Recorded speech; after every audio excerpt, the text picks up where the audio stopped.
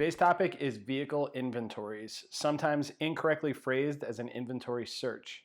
What they are, why they're important, and how to use and articulate them appropriately.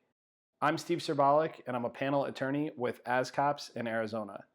As always, this is a topic summary and not legal advice.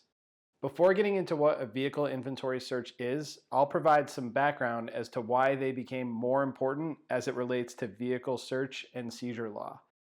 For the most part, the concept of a vehicle inventory took on increased importance after the 2009 United States Supreme Court decision in Arizona versus Gant.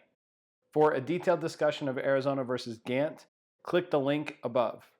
But basically, in Gant, the Supreme Court limited searches of the passenger compartment of a vehicle incident to an occupant's arrest unless it's reasonable to believe that the arrestee might access the vehicle at the time of the search or that the vehicle contains evidence of the crime basically founding the arrest. Suspects are most often out of the car at the time of the search, so Gant substantially limits when a search incident to arrest would be appropriate for certain charges. So, practically speaking, Gant is a huge limit on when officers can search a vehicle for evidence. This brings us to vehicle inventories. Legally speaking, when articulated correctly, a vehicle inventory is not a search for evidence. The Supreme Court considered vehicle inventories in South Dakota versus Opperman in 1976 and found that it's entirely reasonable for officers to conduct inventories of impounded vehicles. The court recognized 3 reasons to authorize these inventories: to protect the owner's property while it remains in police custody, to protect the police against claims or disputes over lost or stolen property, and to protect the police or impound personnel from potential danger.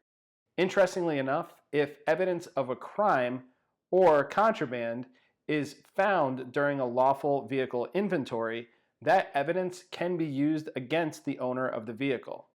So, after Gant, vehicle inventories are an important tool that may be available for an officer to consider after making an arrest. Inventories are a good idea if the vehicle is being towed, impounded, or would otherwise remain in police custody. If an inventory is conducted under those conditions, it has the practical effect of both protecting the department and the officers for the reasons discussed in Opperman, and it also has the effect of looking an awful lot like a vehicle search. That said, an inventory is not automatically allowed just because an arrest occurs. And it's important that officers articulate that they were following their agency's vehicle inventory policy, that they were attempting to identify and document valuables and hazardous items, and that it's clear that an officer conducting an inventory was not simply conducting a search incident to arrest. Inventories are only appropriate when the vehicle will be taken away from the owner or driver for a period of time, and officers are well served by making it clear that the inventory was consistent with the department inventory policies and practices.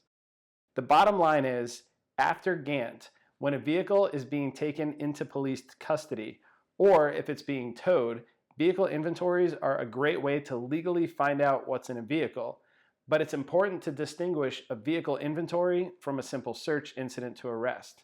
So if you encounter one of these situations, follow your agency policies. And if you have questions, lawyers like me and organizations like ASCOPS are here to help. So feel free to ask. Don't go at it alone. If you have questions about inventory searches, please feel free to contact us or leave a comment below. And an aside, this week's topic suggestion came from a channel subscriber. So Zach, thanks for the suggestion. And if anyone else has a topic suggestion, please feel free to leave it in the comment section. And don't forget to like this video and subscribe for more law enforcement lessons. Videos are published every Sunday at 5:30 p.m. Arizona time. Thanks for watching. I'm Steve Serbalik. Stay safe out there.